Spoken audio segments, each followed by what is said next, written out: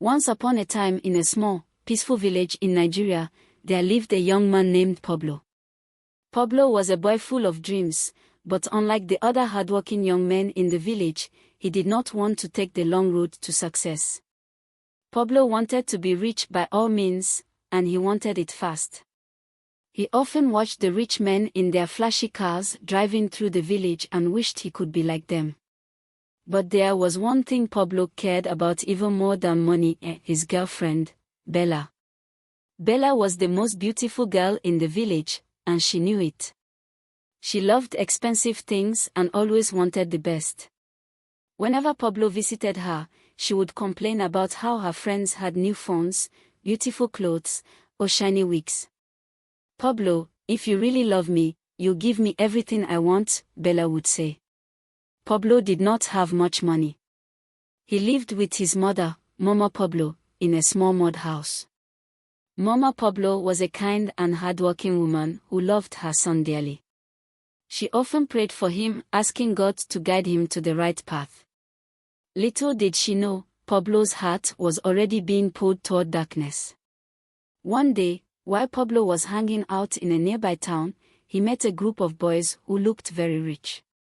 They wore expensive clothes, gold chains, and drove fancy cars.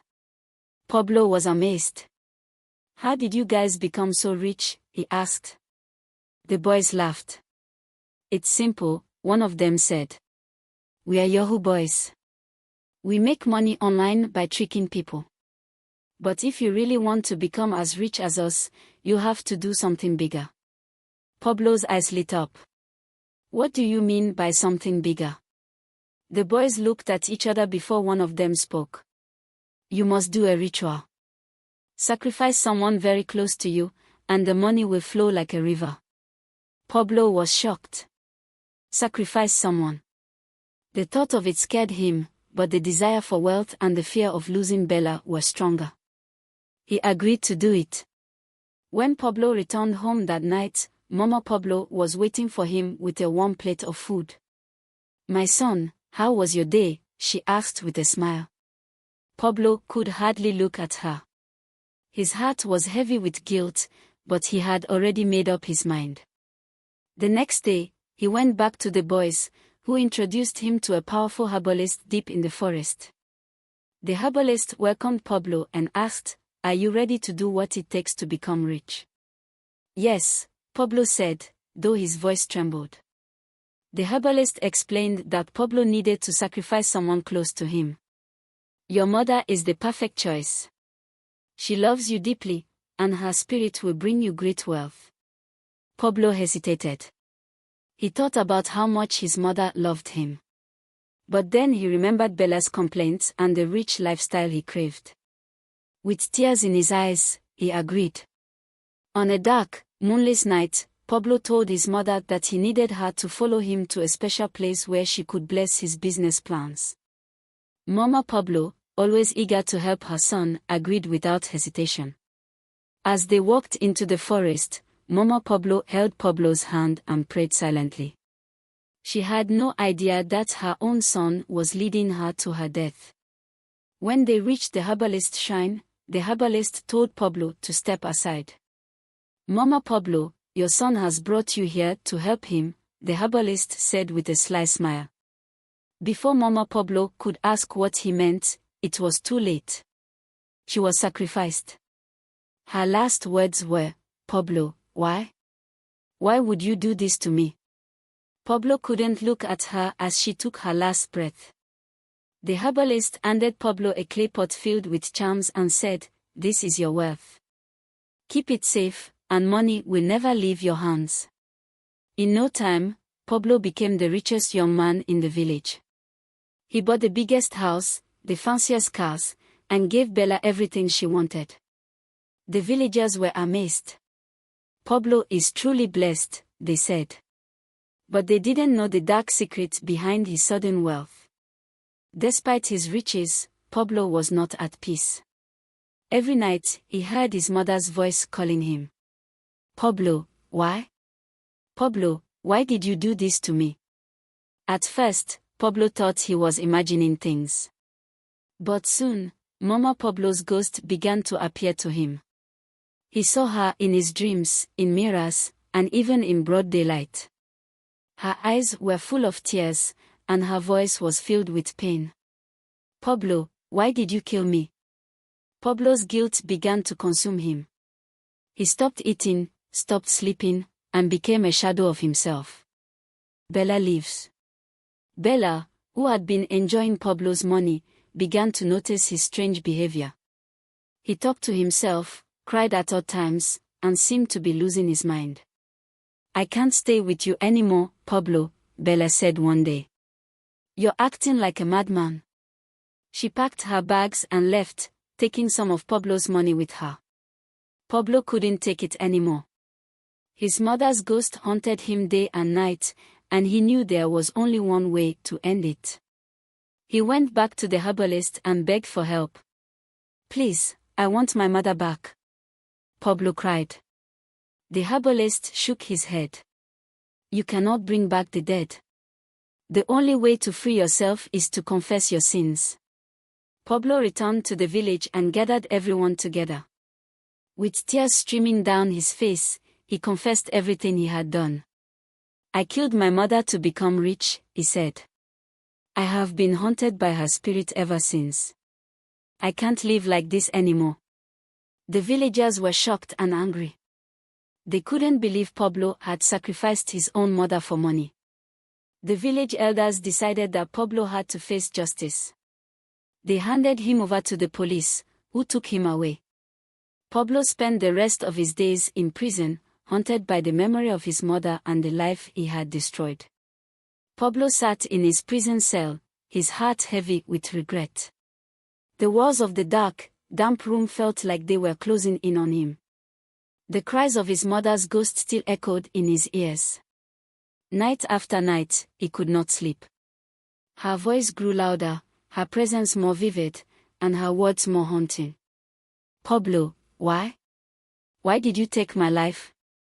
The guilt was unbearable, but Pablo also felt a strange sense of longing. Somewhere deep in his heart, he wished for one last chance to make things right, even if it cost him his life. One night, as Pablo lay on his thin prison mattress, he felt a sudden chill in the room. The air grew heavy, and the faint smell of his mother's favorite cooking, okra soup, filled his nostrils. He sat up, trembling.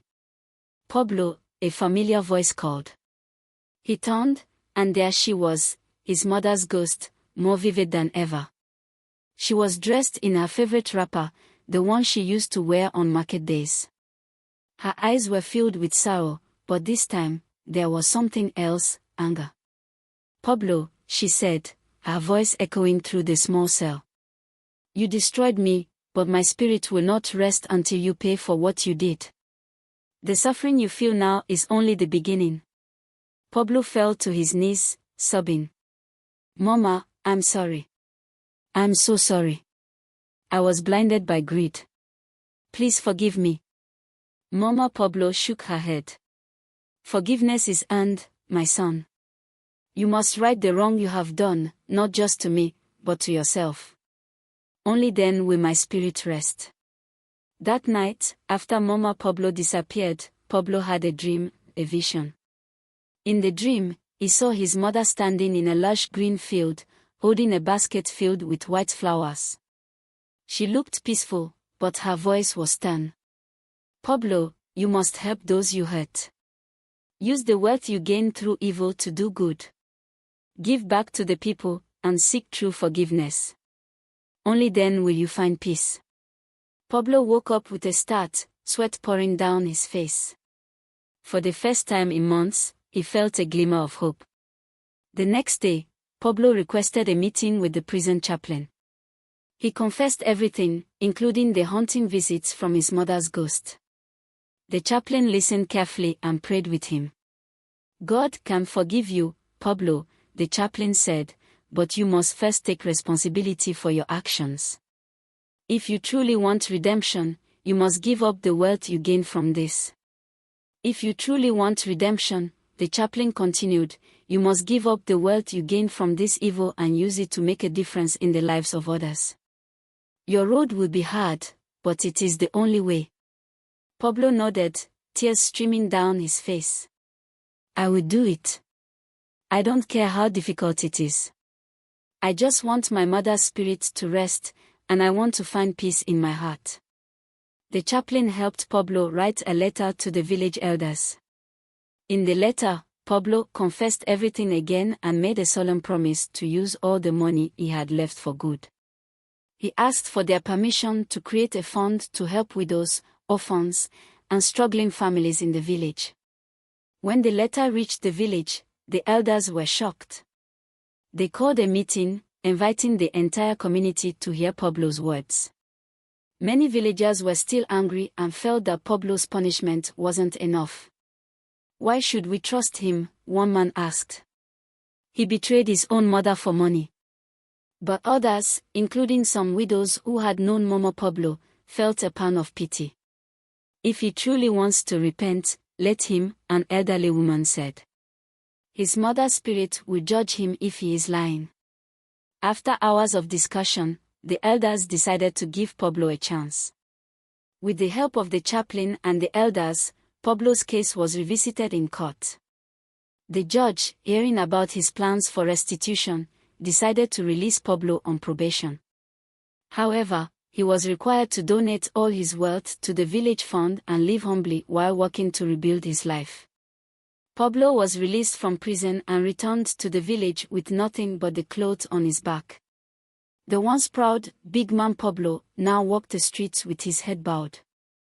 True to his word, Pablo used the remaining money to set up a foundation in his mother's name, the Mama Pablo Foundation. It provided food, school supplies, and small loans to struggling families. Pablo worked tirelessly, personally delivering aid to those in need. At first, many villagers rejected his help. We don't want blood money, they said. But over time, they began to see Pablo's sincerity. He didn't live lavishly anymore. He stayed in a small hut at the edge of the village, wore simple clothes, and spent most of his days working for the foundation. One evening, after a long day of work, Pablo sat outside his hut, gazing at the stars. He felt a cool breeze and smelled that familiar scent of okra soup again. He looked up, and there she was, Mama Pablo's spirit, standing before him. This time, she was smiling. Pablo, she said softly, you have done well. You are on the path to redemption. My spirit can now rest, knowing you are using your life for good. But remember, my son, this journey does not end here. You must continue to live with honesty and kindness.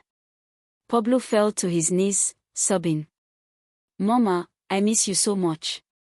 I wish I could bring you back. Mama Pablo knelt beside him, placing a ghostly hand on his shoulder. I may be gone, but my love for you will never die. Be strong, my son. Live a life that honors me and brings peace to others. With that, Mama Pablo's spirit slowly faded, leaving behind a warmth that filled Pablo's heart for the first time in years. From that day forward, Pablo became a respected member of the community. He taught the young boys in the village about the dangers of greed and the importance of hard work. His story became a powerful lesson for everyone, reminding them that no shortcut to success is worth losing your soul. Though Pablo carried the weight of his past, he also found purpose in helping others. The villagers, once angry at him, began to forgive him, and he found a new family in the people he served. And so, Pablo's life became a testament to the power of redemption, the importance of second chances, and the enduring strength of a mother's love.